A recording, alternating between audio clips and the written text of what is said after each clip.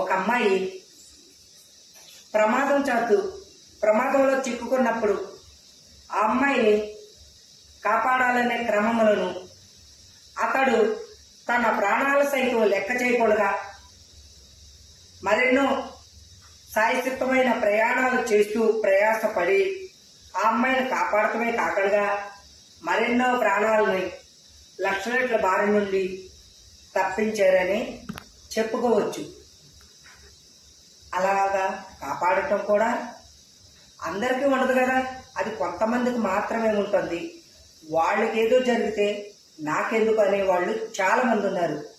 అయ్యో పాపం అమ్మాయి ప్రమాదంలో ఉందే, మనం ఏ రకంగా అయినా కాపాడితే కనుక ఆ అమ్మాయికి మంచిదవుతుంది, మనము ఒక మంచి ఉపకారం చేసామని ఫీలింగ్ వాళ్ళకి ఉంటుంది కదనే వాళ్ళు చాలా మంది ఉన్నారు. అటువైపు ఉన్నారు, ఇటువైపు